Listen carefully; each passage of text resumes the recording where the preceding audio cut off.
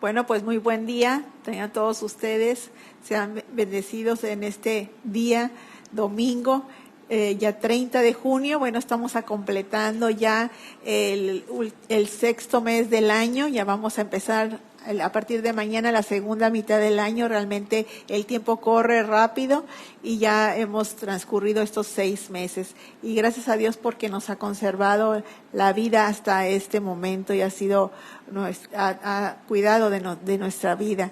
Y bueno, pues damos gracias a Dios por ello, porque podemos llegar hasta aquí. Y bueno, bienvenido seas a este espacio y esperamos que sea de bendición para tu vida. Bienvenidos también los que estamos aquí presentes y gracias a Dios damos por ello. Y bueno, en esta mañana vamos a tener pues la breve reflexión que siempre tengo a mi cargo, que bueno, este mes estuvimos viendo el libro de las mentiras que las mujeres creen y las verdades que las hace libres. Y aunque es un libro que empieza diciendo que las mentiras de las mujeres, realmente es un libro que se aplica tanto a hombres como mujeres, realmente a las mentiras que todos creemos, debería de ser, ¿verdad? Las mentiras que todos creemos y la verdad que nos hace libres. Lo que pasa es que el libro maneja algunos temas que sí son específicos y enfocados hacia la mujer. Pero yo he querido tocar durante este mes los temas, las mentiras que son muy generales, que son para todo el género humano, como fueron las circunstancias, como fueron nuestras prioridades, como fueron el pecado. Y al principio, bueno, la introducción, que es el tema central de este libro, que es cómo entra el pecado a nuestra vida. En este caso entró el pecado a través de la vida de Eva y de Adán, y cómo a partir de entonces la humanidad pues ya tenemos inserto esta naturaleza pecaminosa en nuestra vida. Y ha sido un libro pues de gran bendición para mi vida, ha sido de gran bendición para muchas mujeres y para muchas personas también. Así que por eso quise compartirlo en este mes, dando una pequeña probadita de lo que es este libro. Pero bueno, vamos a terminar este mes ya de este libro. Y bueno, la reflexión de esta mañana se titula Enfrentando la mentira con la verdad. Y está basada, por si lo quieres buscar, buscando en Santiago, capítulo 1, versículos del 12 al 15. Pero antes vamos a poner en manos de nuestro Dios este tiempo que habremos de reflexión, que habremos de pasar juntos. Amoroso Señor que estás en el cielo, en la tierra y en todo lugar, gracias te damos, bendito Señor, por esta oportunidad que tú nos das cada día de abrir nuestros ojos, Señor, y poder acercarnos, primeramente ver y vivir y todas las manifestaciones de tu amor para con nosotros, y también nos permite, Señor, hoy estar aquí juntos, Señor, y poder reflexionar de tu palabra a través de esta meditación, Señor, que ponemos en tus manos, Señor, y que pueda ser de bendición para quienes lo escuchan en este momento o en cualquier tiempo, Señor, de que tú les permitas escucharlo. Gracias te damos por ello, Señor. Apresura los pasos de quienes se han de conectar y de quienes estarán aquí presentes, Señor. Te pido, Señor, también bendición para cada uno de ellos y de sus familias. En el nombre de Jesús. Amén. Bueno, el enfoque de esta meditación que se titula Enfrentando la mentira con la verdad, realmente es un capítulo, lo quise resumir un poco, que son los últimos 2 capítulos de este libro. Y el enfoque que es que creer en las mentiras nos esclaviza, pero la verdad tiene el poder de hacernos libres. Y voy a empezar voy a utilizar una referencia bíblica que está en Santiago, capítulo 1, del 12 al 15, que nos viene precisamente hablando de este proceso y de la concupiscencia, de la cual hablaremos más tarde. Y dice así, Santiago capítulo 1, de los versículos del 12 al 15, dice: Bienaventurado el varón que soporta la tentación, porque cuando haya resistido la prueba, recibirá la corona de vida que Dios ha prometido a los que le aman. Cuando alguno es tentado, no diga que es tentado de parte de Dios, porque Dios no puede ser tentado por el mal, ni Él tienta a nadie, sino que cada uno es tentado cuando de su propia concupiscencia es atraído y seducido. Entonces la concupiscencia, después de haber concebido, da luz al pecado, y el pecado, siendo consumado, da a luz la muerte. Y es como que un resumen de lo que este libro nos habla, hablando del pecado. Nos habla de que cada uno de nosotros somos tentados de acuerdo a nuestra concupiscencia, y en otras versiones dice de acuerdo a nuestros malos pensamientos, de acuerdo a nuestros malos deseos o nuestra mala manera de vivir, ¿verdad? Y las ideas que a veces tenemos preconcebidas en nuestra mente, o a lo que le damos más valor a veces en nuestra existencia, que no son lo que el Señor quiere para nuestra vida. Eso es la concupiscencia, estos malos deseos. Y la concupiscencia, bueno, pues entra al hombre a través precisamente del pecado, de esta escena en la que el libro hace la introducción, que es esta conversación que la serpiente tiene con Eva, y que la trata de convencer de una mentira. Y bueno, el pecado comienza cuando el deseo perverso nos arrastra de donde nuestro corazón necesita estar. Nuestro corazón necesita estar con Dios, pero el pecado, que este deseo perverso nos arrastra a veces, nos mueve de donde nosotros debiéramos estar. La razón es de que somos arrastrados o que somos movidos por ello, es por la tentación, es que somos seducidos. Somos convencidos, ¿verdad? Y eso es lo que pasó con la serpiente y con la conversación con Eva. Eva fue seducida, fue convencida de que ella podía comer de ese árbol, que iba a ser como Dios, que iba a conocer la verdad, y la convence de que aunque el Señor les había dicho no coman, porque si comen de este fruto van a morir, ella la convenció de que no iba a morir. Y entonces Eva le cree, y entonces es que esta concupiscencia pues entra a la vida de la humanidad. Algunos ejemplos de la concupiscencia podríamos pensar que son que seremos felices con mucho dinero y con lujos. A veces esas ideas vienen a nuestra mente de que si nosotros tuviéramos cubiertas todas nuestras necesidades económicas, seríamos muy felices.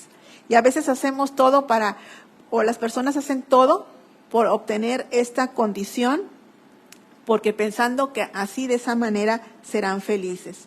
Otra manera errónea de pensar es que otra persona, a veces ya tenemos una persona que hemos escogido para que sea el compañero de nuestra vida, pero a veces pues hay situaciones en las que viene Satanás y nos llena de la cabeza de ideas de que que otra persona podría suplirnos esta necesidad emocional o una necesidad sexual.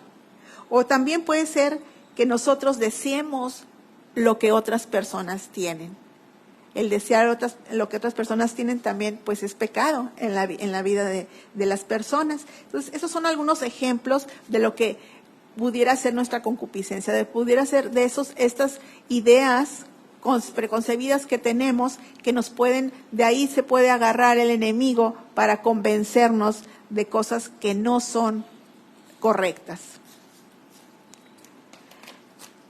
Recordemos que la estrategia que Satanás utilizó con Eva fue el acercarse y el decirle a ella que sería como Dios, como les decía, y que no moriría. Y la hizo caer en la desobediencia. Porque vimos que la estrategia que Satanás utilizó con ella fue, más bien que ella prestó oído a lo que la serpiente le dijo. Porque ella meditó en esto que él le estaba diciendo, ella lo creyó y actuó en relación a esto. Y decimos que cada una de las acciones que nosotros tenemos en nuestra vida están fundamentadas en lo que nosotros creemos. Entonces es muy importante en lo que nosotros creamos, porque de acuerdo a lo que nosotros creemos es como vamos a actuar. Y entonces, como ella actuó, escuchó, meditó, decidió creer y actuar en condición, pues entonces la concupiscencia entró a la humanidad. Y de ahí en fuera todas las personas que nacimos posteriormente, pues ya nacimos con esta concupiscencia en nuestro ADN, ¿verdad? Que para enfrentar la vida. Dice, nosotros tenemos la facultad de escoger entre ceder o resistir a la tentación. No hay más que dos caminos. O cedemos a la tentación o la resistimos. Y el ejemplo más grande que tenemos en la Biblia, pues nos lo da el Señor Jesús, precisamente de esto. Satanás tiene una conversación con él y lo tienta 3 veces. La primera vez, lo podemos encontrar en Mateo 4, del 1 al 11. La primera vez lo tienta en cuestión de una necesidad humana y primordial, que es el alimento. Y le dice que si él tiene hambre, puede convertir las piedras en pan. Pero sin embargo el Señor utiliza la palabra para contrarrestar esta mentira de Satanás. Después vuelve otra vez a decirle, y entonces en su seguridad, le dice, si tú eres el Hijo de Dios, pues lánzate de aquí. El Señor va a mandar sus ángeles a que te recojan y no te va a pasar nada. Otra vez el Señor le responde a Satanás con una porción de la palabra. Trae una verdad y contrarresta esta mentira, diciendo que al Señor no puede él tentarlo. Y por último, pues lo tentó en relación a sus posesiones, ¿verdad? Y entonces le dijo, pues todo esto puede ser tuyo si postrado me adorares. Entonces el Señor le contestó nuevamente que él no tenía por qué tentarlo de esa manera, y citó también las escrituras para ello. ¿Y qué pasó después de esto? Nos dice la palabra que Satanás huyó. Satanás se fue de su presencia. ¿Por qué? Porque el Señor, las 3 veces que fue tentado, las 3 veces utilizó la palabra de Dios para contrarrestar esta mentira. Y Juan 8, 31, 32 y después el 36 nos dice, si vosotros permanecéis en mi palabra, seréis verdaderamente mis discípulos y conoceréis la verdad, y la verdad os hará libres. Así que si el Hijo los libertare, seréis verdaderamente libres. Entonces esto fue lo que pasó, que la verdad contrarresta la mentira y entonces Satanás huye de la presencia. Aquí, en la lectura que originalmente leímos al principio, nos decía en el capítulo 12, dice, bienaventurado el varón que soporta la tentación, porque cuando ha resistido la prueba, recibirá la corona de vida que Dios ha prometido para los que le aman. Entonces aquí es esto de que nosotros, les decía, hay 2 caminos, ceder a la tentación o resistirla. Y aquí dice que si nosotros, que bienaventurado es ese varón que ha resistido, que ha soportado la tentación y que no ha caído en ella, entonces va a recibir esta corona de vida que Dios ha prometido para los que le aman. Todos estamos dañados por el pecado y dependemos del Espíritu Santo y de la palabra de Dios para que nuestra manera de pensar sea transformada. Debemos de renovar nuestra mente diariamente y pelear la batalla de la fe. No basta solamente con decir que conocemos la verdad, sino que hay que someterse a ella, hay que hacer un trabajo. No nada más es, así ya conozco la verdad. Hay que hacer un trabajo, hay que someterse a ella, hay que escudriñar, hay que estudiar la palabra para que nosotros podamos para poder contrarrestar la mentira. Más que nada también para tener herramientas con que discernir cuando esta mentira llega a nuestra vida y que no seamos convencidos de que esto que llega a nuestra vida, esta ideología o esta manera de vivir o esta moda, es lo que Dios quiere para nosotros. ¿Sí? Si nosotros no tenemos estas herramientas, no tenemos este conocimiento, no hemos escudriñado la palabra, no tenemos argumentos, no tenemos a nuestra mano estas herramientas que nos van a poder hacer confrontar esta mentira y poder discernir en lo que el Señor quiere para nuestras vidas.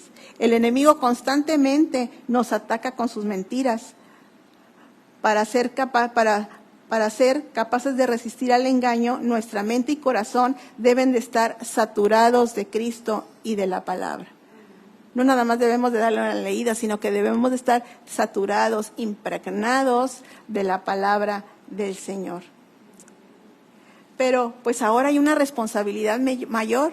Si nosotros ya sabemos cuál es la estrategia que Satanás puede hacer a nuestra vida, y ya sabemos con qué podemos contrarrestar esto, que es a través de la palabra de Dios, entonces tenemos una tarea mayor, que es que otros puedan conocer del Señor. Y entonces poder guiar a estas personas a través de su palabra.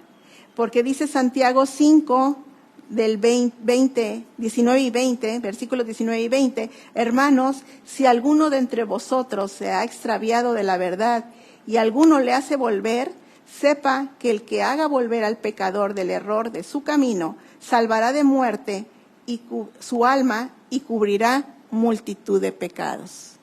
Entonces nosotros podamos convertirnos en estas personas que podamos mostrarle al mundo cómo debemos de vivir,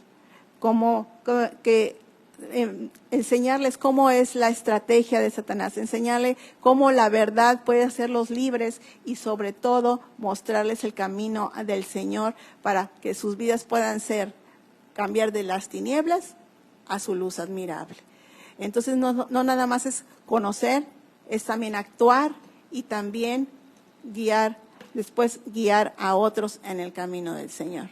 Que el Señor los pueda bendecir, que pueda ser de utilidad esta pequeña reflexión y que, bueno, pues quise concretar todos los versículos, bueno, no todos, pero al menos los más importantes, ¿verdad? Que es cómo es esta estrategia, cómo puede entrar el pecado a nuestra vida, cómo lo podemos contrarrestar y cómo también tenemos una responsabilidad de hacer que otros conozcan del camino del Señor. Bueno, Dios les bendiga y espero que pueda ser de bendición para sus vidas. Y bueno, vamos a seguir con la oración de gratitud, de petición. Damos gracias a Dios por esta semana también que nos ha permitido el Señor gozar de sus bendiciones. También seguimos orando por nuestros enfermos, la hermana Enriqueta, el hermano Alberto, no sé si, bueno, la salud de mi cuñada Judith también. Gracias a Dios por la vida de mi suegra. Y no sé si alguien más por ahí haga algo que...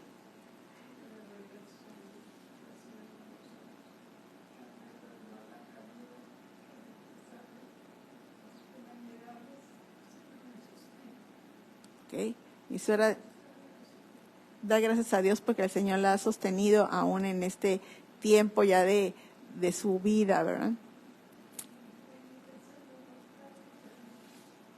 Gracias, pide también por nuestra salud. Gracias también por ello. Y pues bueno, le voy a ceder el espacio a nuestro pastor para que tenga esta oración. Bendiciones.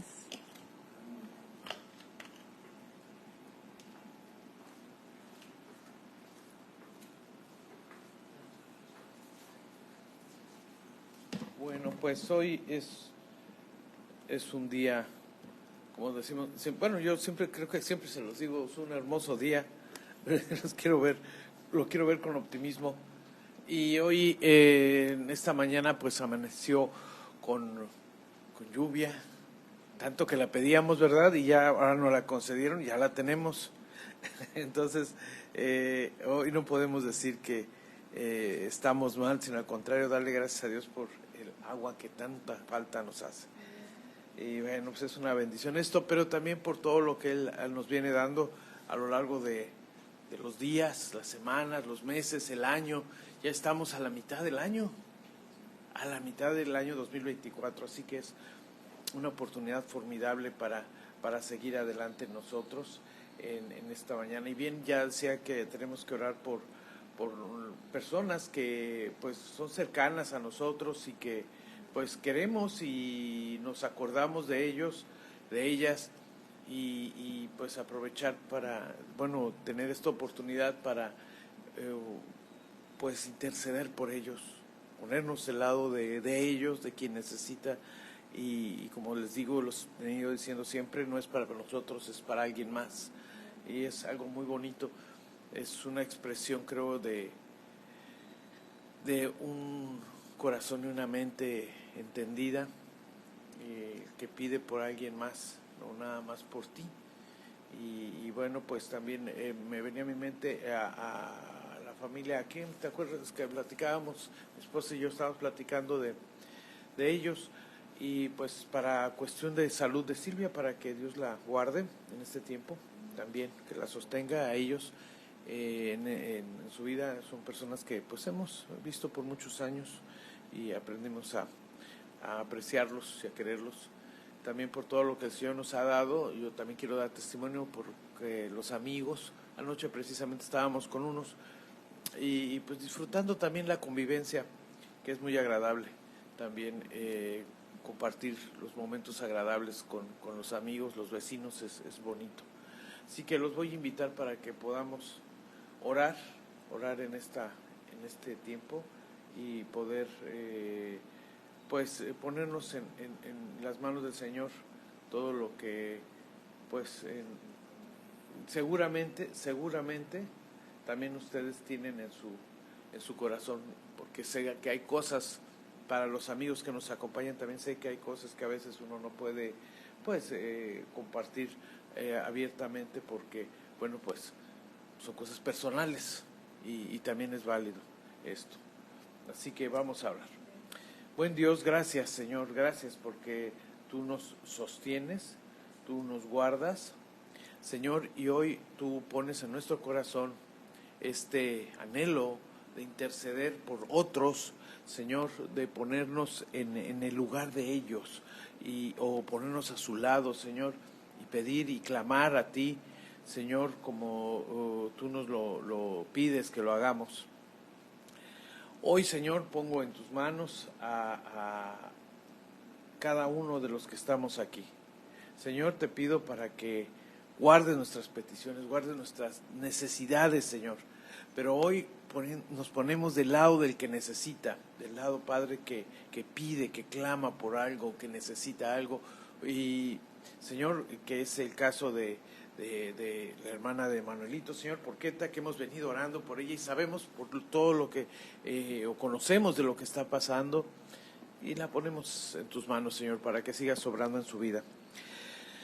Señor, ahora también por aquellos que, Señor, están también en condición delicada de salud, como es el caso de Judith, la pongo en tus manos, Señor, para que la sigas guardando, sigas dando entendimiento, Señor, para que entienda qué es lo que tiene que hacer, Señor, y proceda correctamente. Gracias, Dios, porque a la familia guardas, Señor, porque la sostienes, la soportas en toda circunstancia, Señor, y seguimos adelante.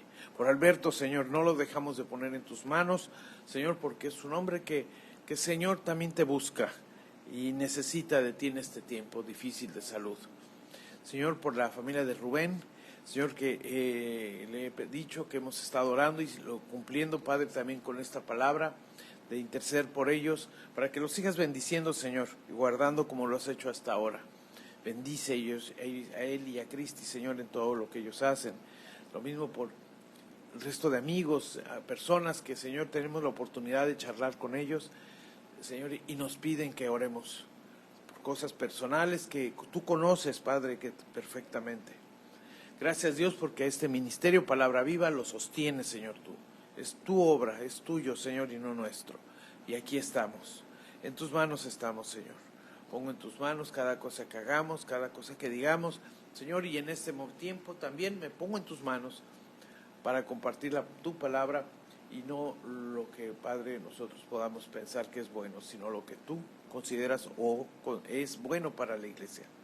Gracias, Dios, por todo. En tus manos estamos. En nombre de Cristo Jesús, Señor nuestro. Amén. Amén. Amén. Bueno, pues sí, hermanos, en esta mañana, déjenme decirles que pues es una mañana interesante, porque hoy por hoy es un día bonito, repito, es un día bonito, es un día que creo oportuno para pensar en lo que Dios nos pide o nos enseñan que debemos hacer. Y esto es del tema que Dios puso en el corazón hoy para ir tratando con la iglesia. Creo que es algo que nosotros entendemos y que desde pequeños nuestros padres, las familias se nos enseña respecto a la responsabilidad que nosotros tenemos. Y dadas las circunstancias que nosotros veníamos teniendo como sociedad, fue oportuno, creo que llega en el momento oportuno, no antes, tampoco después, porque antes creo que a lo mejor hubiera sido más polémico, pero iban a entender por qué. Porque quiero que hoy pongamos, meditemos, lo pongamos sobre la mesa el tema de nuestra responsabilidad con nuestras autoridades. ¿Cómo honrar a las autoridades? Que a veces nos quedan a deber mucho, diría cualquiera que dice, no hombre, pero pues el gobierno sale debiendo, ¿no? Nos sale debiendo. Pero ¿cómo nosotros como hijos de Dios, como creyentes, debemos de aprender a ser responsables con nuestros compromisos con las autoridades? Y el Señor Jesús no dejó escapar esto, y no es algo menor, porque de hecho existe una referencia bíblica a este tema que hoy por hoy trasciende los tiempos, como todas las enseñanzas de Jesús, pero una que es muy particular y tiene que ver con la cuestión de cómo nosotros cumplimos con nuestros, si les digo hoy la palabra tributo, a lo mejor no me lo entienden muy bien, pero con nuestros impuestos. ¿Cumplimos con ellos? ¿Somos honestos en ese sentido? Buena pregunta, ¿no? ¿Cómo cumplimos con nuestros compromisos? Híjole, sí nos ponemos en una situación bien difícil, bien complicada, porque aún dicho por los mismos contadores, yo he escuchado de contadores y personas que están en el sistema del gobierno, a las personas no nos gusta pagar, lo dicen en primera persona, dicen no nos gusta pagar. Wow, dice, sí es cierto, tienen mucha razón, somos muy malos para pagar, y hay unos que somos más malos que otros, ¿verdad? Y así es la vida, pero el Señor Jesús no deja esto al aire, no lo deja al aire y nos enseña cómo debemos de ser nosotros. Y enseña hablando de las autoridades. Y en el libro de Lucas, el Evangelio de Lucas, en el capítulo 20, busquen el Evangelio de Lucas, capítulo 20, del versículo 19 en adelante hasta el 26, dice así, procuraban los principales sacerdotes, los escribas, echarle mano en aquella hora, se refieren a echarle mano a Jesús, a atrapar a Jesús. Porque comprendían que contra ellos había dicho estas parábolas, pero temiendo ellos al pueblo, le pusieron una trampa, dice así, le acechando, enviando espías que simulasen ser justos, a fin de sorprenderle en algunas palabras para para entregarle al poder y autoridad del gobernador. Cabe señalar que Jesús estaba enseñando y el pueblo estaba bajo el yugo del Imperio Romano. Pero fíjense, en este juego en esta circunstancia, más que juego, en esas circunstancias que estaban ellos tributaban, pagaban impuestos a Roma, el pueblo israelita pagaba impuestos a Roma. Y los fariseos, que no les agradaba para nada a Jesús, preferían entregarlo a Roma que respetarlo y aceptar su enseñanza, porque sabían que ellos actuaban con dolo, o sea, actuaban con ventaja, los fariseos. Y le preguntaban a Jesús diciendo, los espías que le envían, o las personas que trataban, dice la Escritura, que se presentaban como siendo muy buenos, de manera, fingiendo una actitud que no tenían, aparentemente fingiendo ser unas personas muy compasivas, muy bondadosas. Maestro, ¿qué debemos hacer? ¿Qué debemos hacer? Le preguntaron, maestro, sabemos que dices y enseñas rectamente y que no haces acepción de personas, sino que enseñas el camino de Dios con verdad. Fíjense nada más qué forma de plantear la pregunta. O sea, tú que eres maestro y que enseñas correctamente y que no mientes en lo que enseñas, ¿qué hacemos? ¿No es lícito dar tributo al César? ¿Es lícito dar tributo al César o no es lícito darlo? Le preguntan. Jesús, comprendiendo la astucia de ellos, les dijo: ¿por qué me tentáis? Dice, ¿por qué me pruebas? Muéstrame una moneda.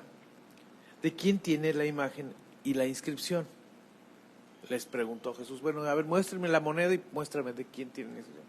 Y respondieron, dijeron, de César, porque ya había monedas, y ya ven que las monedas siempre se refleja el escudo nacional del país, etcétera. Bueno, allí estaba la figura del el perfil de César, el gobernante de entonces. Y les dijo, pues dad a César lo que es de César y a Dios lo que es de Dios. Así de fácil. Y esas palabras se han vuelto inmortales, diría yo. Y no pudieron responder en palabra alguna delante del pueblo, sino que maravillándose de su respuesta, callaron. Jesús enseñó con toda facilidad y con una maestría y de una forma magistral qué es lo que nos correspondía hacer, o qué es lo que les correspondía a ellos hacer, ya que trataban de decir, bueno, si Roma nos estamos sometidos a Roma, es una pena y es una lástima, es una vergüenza que nosotros tengamos que pagar impuestos a Roma. Y ellos nos someten y nos obligan a pagar impuestos injustos. Pero Jesús le dice, bueno, pues darle a Dios lo que es de Dios, al César lo que es de César, al gobierno lo que es del gobierno y a Dios lo que es de Dios. No te confundas. Porque ellos lo que querían era tratar de hacerlo ver como que dijera, no, al gobierno no le des nada, todo es para Dios, se acabó. Inmediatamente lo iban a reportar con el gobierno y decir, mira, están enseñando que no paguemos impuestos a ustedes. Imagínense qué juego tan perverso. Hoy dirían, es como darse balazos en los pies, ¿no? Hoy uno mismo, pero eran capaces de hacerlo. No les importaba. ¿Por qué? Porque lo que querían era atrapar a Jesús. Él nos muestra cómo honrar al gobierno. Jesús mostró cómo honrar a las autoridades.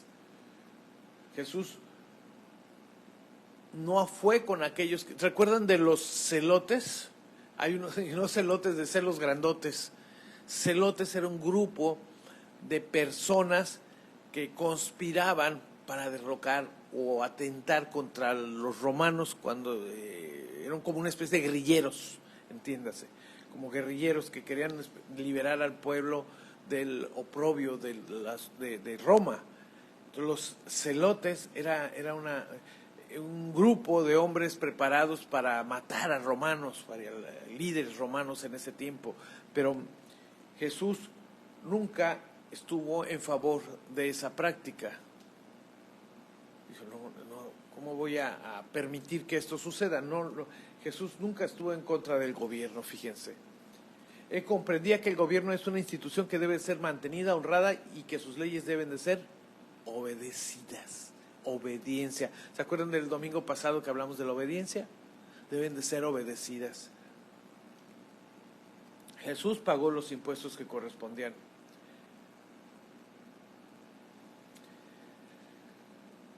Hay un pasaje bíblico, una enseñanza en Mateo 17, y muy interesante porque en esa ocasión Jesús enseña cómo debe uno ser responsable, no porque ya te atraparon tengas que pagar, sino como una obligación que tú cumples de manera personal y voluntaria. Él nunca evitó pagar o hacer pagos de sus impuestos, digámoslo así, entiéndase así, quería usar otra palabra, pero lo que él tenía que contribuir, porque cada ciudadano tenía que hacerlo.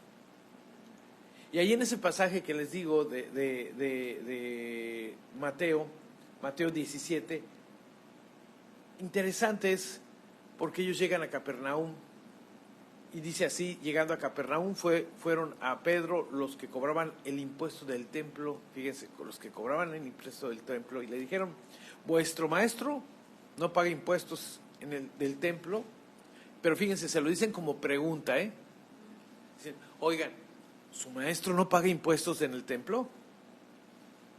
Y Pedro les dice, sí. Al entrar en casa, Jesús le habló primero, fíjense, ya captando la escena, Jesús le dice, diciendo, ¿qué te parece, Simón? le pregunta Jesús a Pedro, Pedro Simón, que es el mismo. Los reyes de la tierra, ¿de quiénes cobran los tributos o los impuestos? ¿De sus hijos o de los otros? Pedro le dice, de los otros. O sea, de sus hijos se refiere a su familia. Los reyes, ¿a quién le cobran impuestos? ¿De su familia? Para que se entienda. ¿O de los de afuera? No, pues de los de afuera. Sí, porque a los de la familia no les cobran impuestos. Fíjense nada más. Jesús le dijo, dice, los hijos estarán libres de esta obligación, pero para que no los ofendamos, fíjese, los hijos están libres de obligación. Sí, los que son de la casa no deben de pagar. Yo soy un hijo de Dios, estoy en el templo, yo no tendría que pagar. Pero para que no los ofendamos, ve al mar, echa el anzuelo y el primer pez que suba, tómalo. El primer pez que suba, tómalo. Maestro, ¿de qué estás hablando? Cuando abras su boca, hallarás un estatero, una moneda. Tómalo y dalo por mí y por ti. O sea, en esos peces, en los peces, está el recurso que tú necesitas para pagar. Y esa figura también tiene una aplicación muy interesante, porque Jesús le estaba enseñando primero que había que pagar. Aun cuando eran en el templo mismo, en el templo tenían que pagar impuestos, fíjense nada más cómo estaba la cosa tan difícil. Dicen, hay que pagar. Aun cuando somos del templo tenemos que pagar. Vamos a hacerlo para que no se haya problema. Y lo voy a hacer. Pero, ve y pesca. Y de ahí paga los impuestos, los tuyos y los míos también. Jesús estaba enseñando muchas cosas allí al mismo tiempo. Nos enseña que debemos de cumplir ese compromiso, no importa qué tan santo, qué tan hijo, que seas hijo de Dios, dice, cumple, y donde estés, hazlo. Pero también nos está diciendo, ve y pesca, ve, busca, convierte en ese pescador, dice, porque allí está el recurso que tú necesitas. Ahí te lo voy a dar, te lo voy a entregar, hazlo.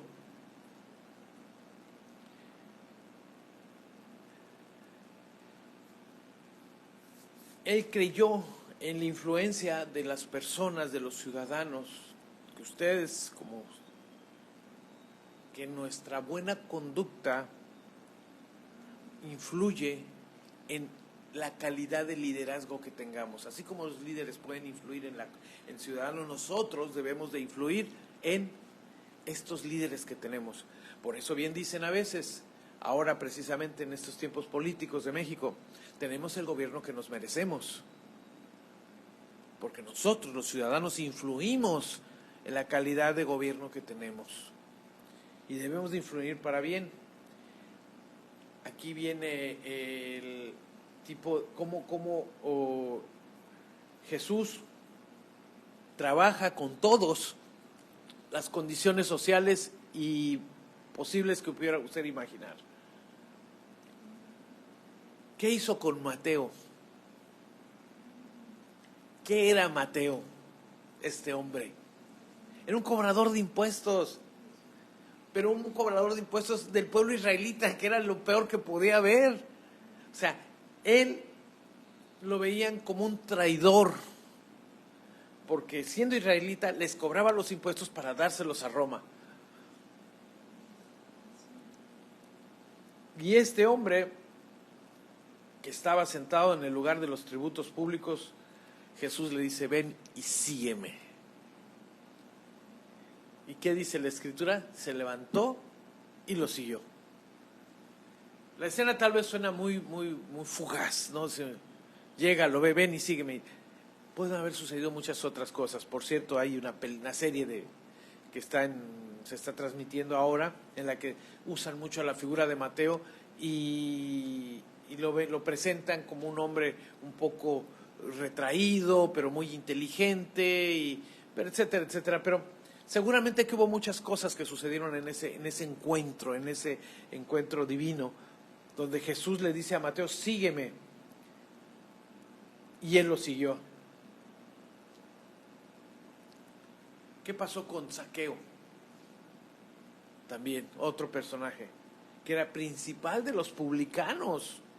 sea, si Mateo era cobrador de impuestos, que era el que iba con Zaqueo, era el que los dirigía toda esa ola, a todos, o sea, que era de la casta más detestable por el pueblo, de la gente menos apreciada porque eran detestables. Y aparte, fíjense qué curioso, eran hombres ricos. ¿Cómo le harían para hacerse de esa riqueza? Cobrando los impuestos, quitándole a la gente desde afuera, como ciudadano, ¿cómo los verías? Pues dice, pues nos quita lo que nosotros tenemos, se queda con una buena parte y todavía lo entrega a Roma. Híjole, ¿no? O sea, traición tras traición, dice. Qué horrible, ¿no? Pero Jesús influye en ellos tanto, y en Mateo, por ejemplo, que hoy tenemos el Evangelio de Mateo, que leemos con tanta diligencia o conocemos tanto, nos habla de todo el ministerio de Jesús. Este hombre escribió eso.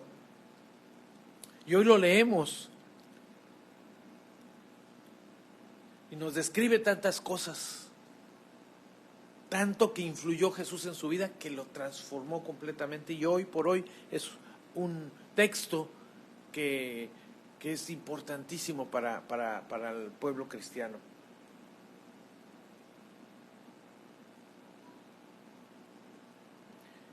Vemos cómo Jesús fue inteligente, fue un hombre que no dejó ser sorprendido, no se permitió ser sorprendido por la argucia o la astucia de la gente malintencionada, que querían atraparlo, que querían verle destruido en su ministerio, porque él estaba enseñando correctamente.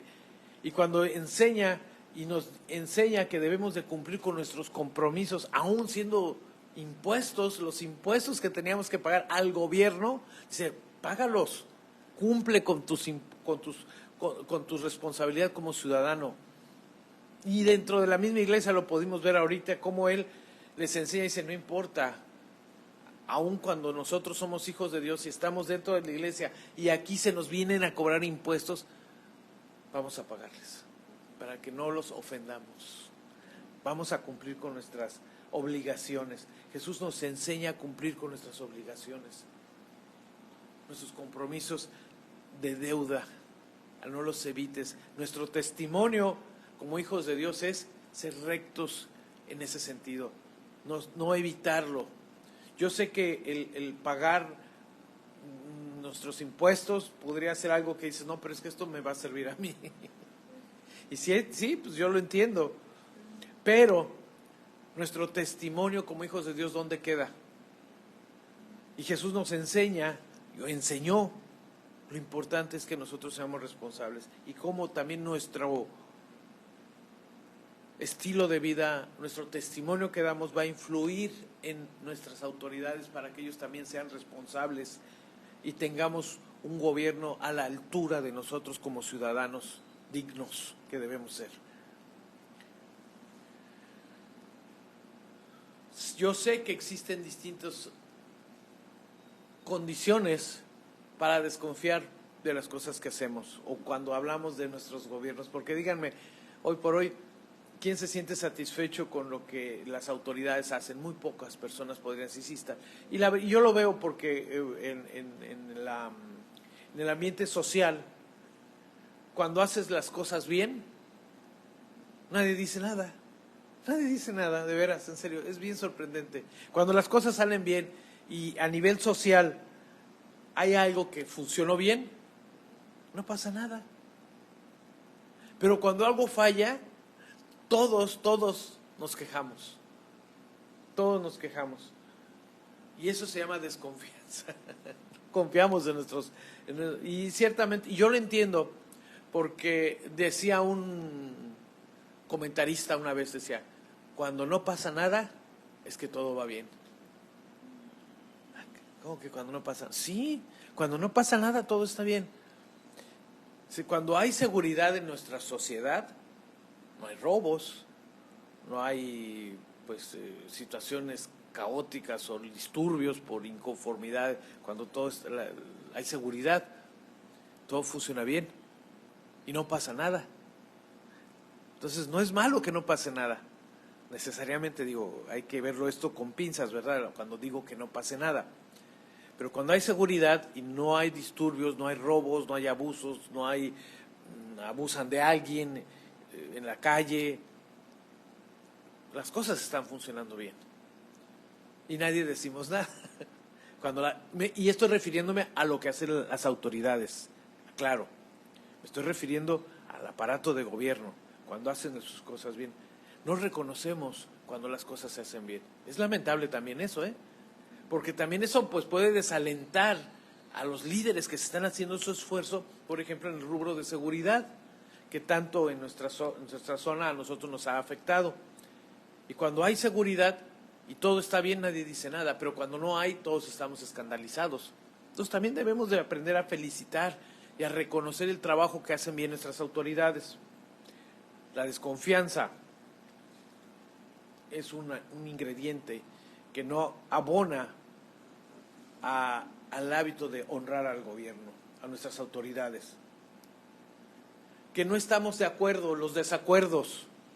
Ciertamente es válido que no estemos de acuerdo en todo, pero que esto no sea de tanto peso que nos pongamos en contra de nuestras autoridades. Ciertamente hay cosas que no podremos pensar que están haciendo bien, pero no tanto como para llegar al punto de quitarlos de allí o desearles la muerte, digámoslo así, ya yéndome a un extremo, ¿verdad? Los desacuerdos. O buscar siempre, como siempre decimos, buscar un culpable. Buscamos, no, pues estamos así por culpa del gobierno. Pero fíjense que en nuestro sistema político, el gobierno también somos nosotros. Y cuando le echamos la culpa al gobierno, es que el gobierno está haciendo mal. ¿Quién es el gobierno? ¿Quién es ese ente del que hablamos, que le decimos gobierno y que no tiene ni cara, no tiene rostro, pero decimos que es él? Somos para nosotros también parte del gobierno, los que debemos de hacer las cosas para que trabajen mejor.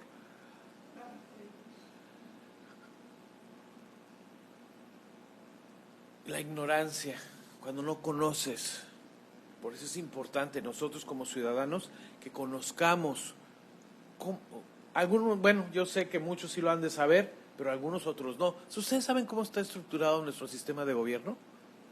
Hablando de nuestra nación, México, ¿cuál es la estructura de gobierno? ¿Sí saben que nos regimos por un sistema tripartita? ¿Y qué es el que rige nuestro sistema? Ejecutivo, legislativo y judicial. Son 3 poderes que son los que rigen. Generalmente nos fijamos en el ejecutivo, pero el legislativo y el judicial son muy importantes. ¿Por qué se hizo así? ¿Por qué se diseñó así? Porque se busca tener un equilibrio, un balance, que no sea uno solo. No es un poder monárquico. Hay las monarquías donde el rey es el que dice todo, se hace y no se hace. El rey decide todo. En nuestro sistema es tripartita, 3 órganos de gobierno. Ese es nuestro sistema. ¿Usted lo sabía? Si lo sabía, felicidades. Si no lo sabía, hoy lo sabe. Y luego nuestras cámaras de representantes, cómo legislan, cómo propone cada una y se autoriza para que se haga, y cómo el Ejecutivo también tiene su parte en ese proceso. Debemos de conocer eso, es una obligación nuestra. Y no es que esté hablando yo, me meto en política, pero es que nosotros como ciudadanos y como cristianos y como creyentes, como hijos de Dios, debemos de conocer dónde vivimos y cómo somos gobernados y hacer las cosas bien. Yo les voy a dar algunos puntos, y si no son todos, pero nosotros cómo debemos de agradecer por lo que Dios nos ha dado, por dónde vivimos. Porque hoy, gracias a Dios, bueno, cuando menos aquí en esta zona de nuestro país, podemos con cierta libertad para poder reunirnos, para poder hacer. En mismo México, en este país, en este momento, hay comunidades donde esta libertad no existe. Y se los digo porque conozco y sé de primera mano de hermanos, amigos que están ahorita en la Huasteca apoyando ministerios y comunidades que han sido desplazadas. ¿Por qué? Por temas religiosos. Han sido desplazados de sus comunidades y están en este momento viviendo el gobierno, las autoridades, los arropa y dice, bueno, vengan, ya los desplazó su comunidad, vénganse y quédense aquí en estos espacios deportivos donde los tienen ahí a las comunidades. Familias enteras, grupos completos. Está sucediendo. Pero hoy nosotros que estamos aquí en la ciudad podemos dar gracias a Dios porque hoy nosotros podemos reunirnos sin ningún problema. Debemos de agradecer a Dios por lo que tenemos. Orar por nuestros líderes en nuestro ámbito local y nacional. Hoy nosotros debemos de orar por ellos. Debemos de pedir a Dios que les dé inteligencia, que les dé sabiduría para actuar de esa forma para con la sociedad, con el compromiso que ellos tienen. Y hay gente buena, miren, yo he conocido he visto personas que están en la política o en el gobierno, gobernando, tomando decisiones, son gente buena, gente que quieren hacer bien las cosas, pero como se dice a veces, cuando baja esa información, va bajando y llega hasta nosotros, hay tantas cosas que pasan en ese proceso que es tan difícil a veces que llegue la información correctamente, que viene totalmente distorsionada. Y lo que la persona quiso hacer, el líder quiso hacer, se va distorsionando. Debemos nosotros orar para que esa información, para que los que están haciendo bien, lo sigan haciendo. Y los que están actuando mal, también se corrijan.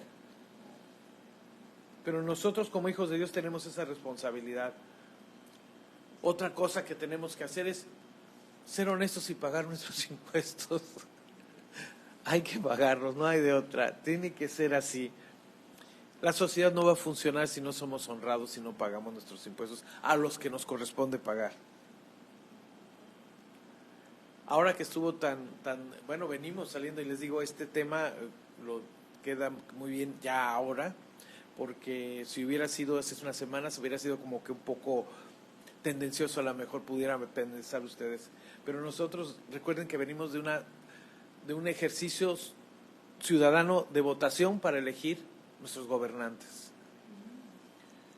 Debemos de cumplir con ello, debemos de votar, pero con nuestra convicción, por lo que tú piensas, no por lo que te digan.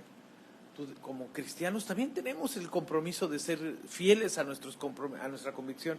Sé que la situación era muy difícil, es muy difícil, y muchos, bueno, y yo me declaro en ese tema, dicen, es que es difícil pensar en quién. Dicen algunos, votas por el menos peor. Pero tenemos que hacerlo con nuestra convicción. Debemos de, por otro lado, participar con lo que nosotros como ciudadanos podemos hacer. Jesús instruye a sus discípulos para que paguen, para que sean comprometidos con su sociedad también. No evadan. No, pues somos hijos de Dios, somos hijos del reino.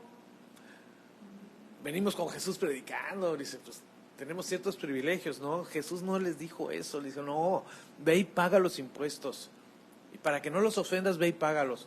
Ve y toma esa moneda de ese pez, péscalo, y en ese pez, en la boca del pez, está la moneda con la cual tú vas a pagar los impuestos, los tuyos y los míos. Se incluyó Jesús. Ve y paga.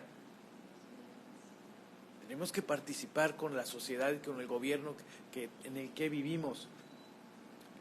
Hay un escritor que decía, y creo que no es una mala idea, dice, envíele una copia de la Biblia con el nombre a la persona que al líder que le está enviando la Biblia. Envíesela a sus líderes para que, pues por usted no quede, ¿no? Que la tengan en sus manos, que de alguna manera les llegue, que tengan un libro, este libro, tengan este texto, lo tengan y puedan conocerlo. Y para que les agradezca de esa forma el trabajo que están haciendo. Abro un paréntesis porque hay una anécdota muy interesante que a veces yo les decía que, ¿quién decía que era más?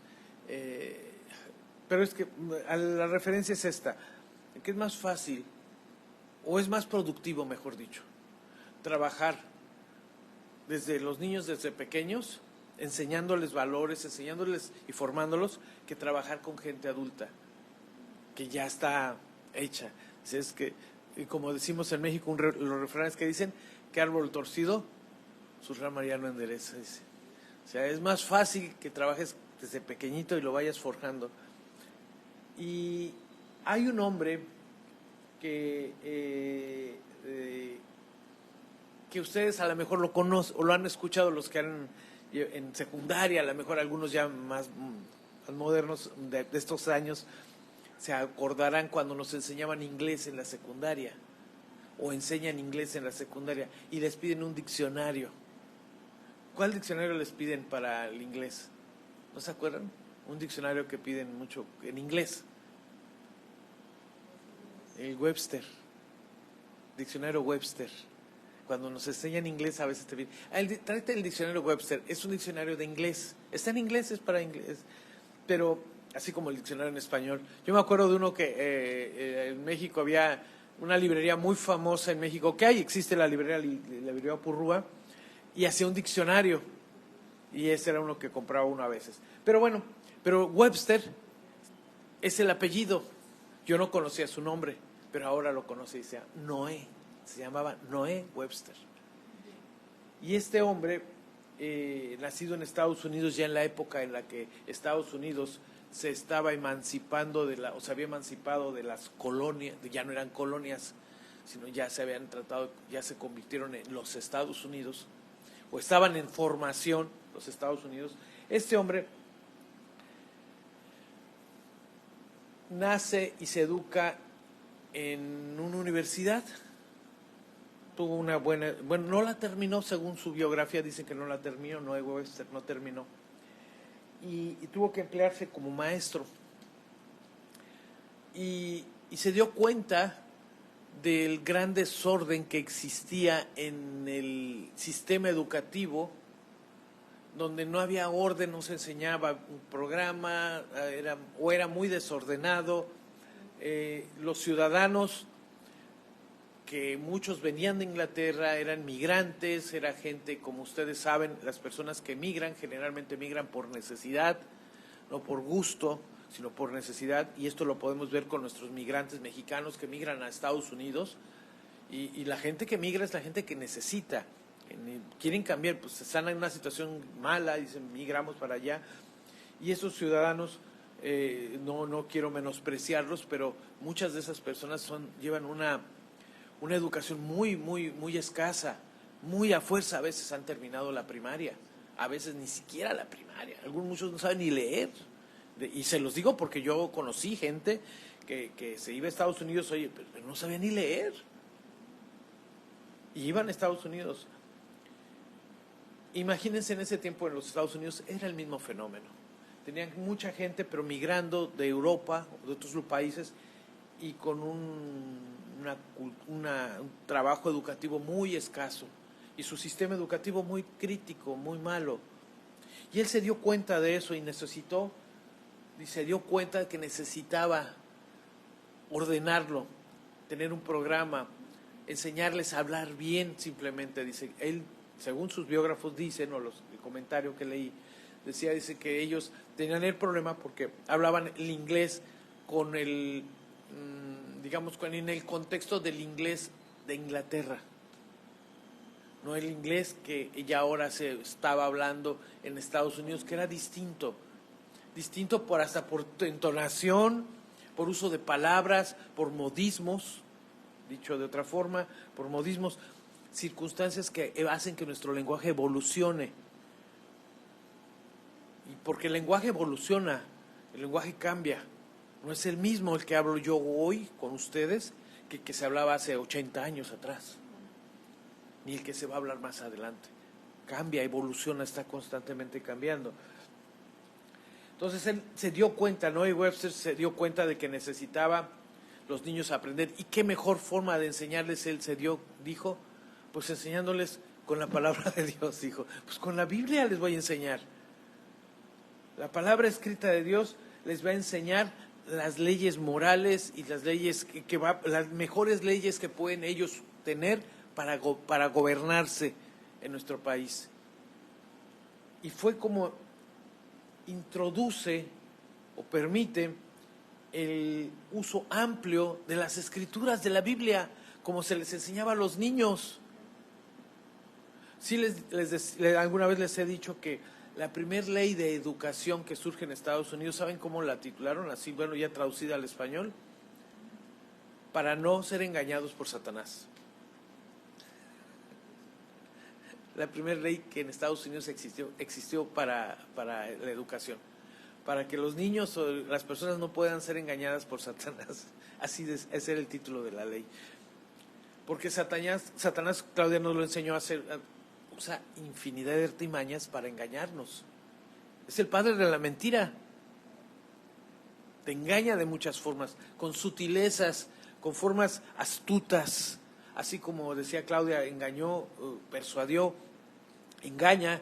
Satanás lo sigue haciendo, nos trata de persuadir y engañar. Y de ahí deriva que él empezó a usar la Biblia como un texto para enseñar a los niños, desde niños, cómo deberían de ser. Y reconoció que así debería de ser, incluso también por eso su diccionario Webster ha permanecido, porque en ese diccionario, obviamente que ya tiene muchas revisiones y adecuaciones, ha servido para enseñar el buen inglés, qué significan las palabras en inglés. Reconocieron de él su vocación por enseñar los valores a los niños en la edad escolar. Dijo él, dice un texto, los biógrafos de él dice que en algún momento él dijo lo siguiente, se los leo así como viene ese fragmento, dice: desde mi punto de vista, de Webster, la religión cristiana es la más importante y constituye una de las primeras enseñanzas en las que todos los niños que viven en un país libre deben ser instruidos. Según mi manera de pensar, no hay nada más evidente que la religión cristiana debe ser la base de cualquier gobierno que intente asegurarse los derechos y privilegios de un pueblo libre. El conocer nos da libertad también. La ignorancia nos ata. La ignorancia nos hace ser presa de trampas, pero el conocimiento nos libera. Por eso la instrucción es tan importante y los valores que nosotros debemos de enseñar a nuestros ciudadanos, a nuestros hijos, a nuestros niños, deben de ser valores fundamentados en la palabra de Dios, porque son buenos.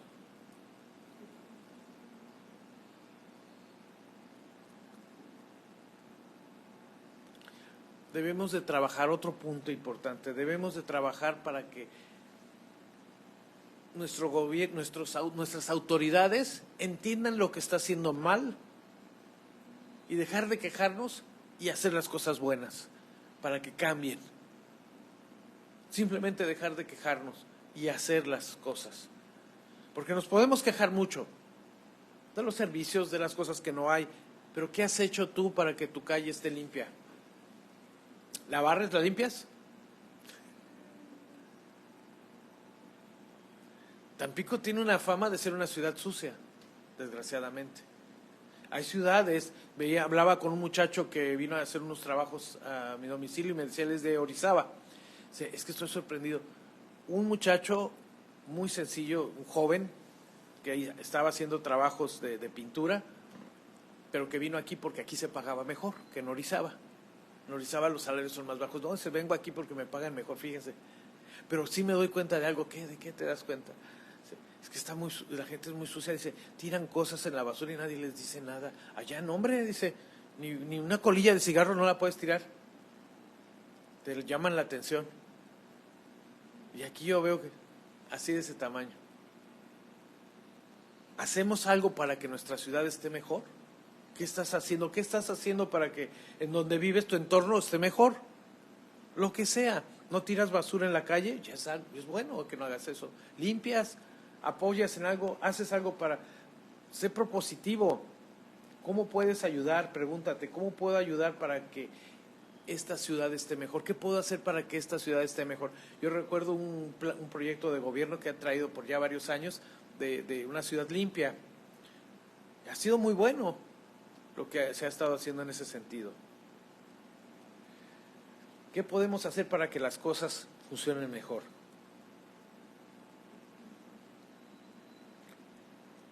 Les decía que la ignorancia nos hace presas de trampas y el conocer nos libera. Y por último quiero decirles esto, quiero compartir. Conoce y pregunta qué es lo que están haciendo para resolver tus autoridades los problemas. Pregúntales, si tienes oportunidad, pregúntales para que conozcas las implicaciones de esas decisiones y si es posible, puedas tú tener una participación en eso mismo que está sucediendo en tu ciudad, en tu comunidad, y podamos hacer una ciudad mejor, un ambiente más sano, un ambiente más limpio, una ciudad más deseable para vivir. Qué bonito es cuando en tu lugar donde tú vives, el lugar se vuelve deseable y todos quieren vivir allí, o les gusta vivir allí, o quieren vivir allí, porque vives bien, porque hay una comunidad que está haciendo su parte para vivir mejor. Nosotros debemos de buscar, porque hay gente que quiere vivir mal, créanmelo, yo se los digo de primera mano, lo sé. Hay gente que paradójicamente, absurdamente, por ignorancia, quiere seguir viviendo mal. Porque es a lo que se están condenando. Pero dejemos esos personajes atrás y veamos hacia adelante y podamos vivir mejor. Y Jesús nos enseña a través de su palabra que nosotros debemos de vivir mejor y debemos de cumpliendo con nuestros compromisos, cumpliendo con nuestras responsabilidades, con nuestra sociedad, con nuestras autoridades, va a colaborar y colaboremos, vamos a tener una mejor sociedad. ¿Se dan cuenta de lo amplio y la enseñanza tan amplia que Jesús tenía para todos y sigue teniendo, y todo lo que nos muestra en un ejemplo que a la mejor, o en un texto que tal vez pareciera un poco, pues que no tenía mucho que ver, pero el tema del tributo que nosotros debemos de dar? Por eso les invito para que lean y lo relean esa porción de las Escrituras de Lucas 20, donde del versículo 19 al 26 nos habla sobre el tributo, cómo debemos de ser con nuestras autoridades, cómo debemos de vivir, cómo debemos de relacionarnos y qué debemos hacer para vivir mejor. Y no nos escudemos en la ignorancia, porque ahora ya lo sabes. No te escudes en que yo no sabía que debía de cumplir. Sí, aquí Jesús enseñó y nos enseña, y a ti te está enseñando y a mí me enseña que debo de cumplir con mis responsabilidades. Mis deudas debo de cumplirlas. Qué bonito es cuando nosotros estamos con alguien o tratamos con alguien. Ve con Héctor, es una persona confiable porque sí cumple. Ve con Manuel porque sí cumple. Qué agradable es, ¿verdad? Cuando llegas con alguien, no, ve con él o ve con ella, porque lo que te diga lo va a cumplir. Cumple con su palabra, cumple con sus compromisos, no miente. Como dice que no miente, no engaña, y por ahí hay algo que no le sigo, ¿verdad? Porque va a sonar muy político, porque por ahí nuestro gobierno usaba un eslogan así. Pero yo no me quiero meter en esos temas, no llego a eso. Simplemente lo estoy animando a que nosotros respondamos con nuestras autoridades, las que sean, quienes estén. Yo no tengo preferencia partidista, ni estoy invitando a nadie a que tenga una. Simplemente que debemos de ser ciudadanos responsables, cristianos, y que cumplimos y somos honorables y somos respetables y nos hacemos respetar porque somos hijos de Dios, y esa es nuestra responsabilidad única y exclusivamente. Yo creo que hoy como ciudadanos nosotros tenemos una gran responsabilidad, y la palabra de Dios no escapa, no deja esto al aire. Una cosa es relevante, es importante, y Jesús lo enseñó, nos enseñó a cumplir con nuestras autoridades, las que sean, hasta donde nos sea razonablemente y sanamente cumplir, hagámoslo, sin escatimar. Y que nuestro testimonio permee, traspase esa barrera y llegue. Y un día digan, en esa sociedad, oye, esos que están haciendo, están viviendo bien, ¿cómo le hacen? ¿Qué han hecho? ¿Qué han hecho bien para que les vaya bien? Y vean ellos como autoridades, también las autoridades nos volteen a ver, porque estamos haciendo bien las cosas, porque estamos apegados o entendimos que los principios bíblicos son sanos, son buenos para nosotros y para los demás también. Bueno, con esto les dejo, amigos, hermanos que están del otro lado también, y pues los animo para que nos sigan acompañando, y el próximo domingo, pues por aquí los veo, por aquí nos vemos. Un interesante tema que vamos a tratar para la semana entrante, relacionado como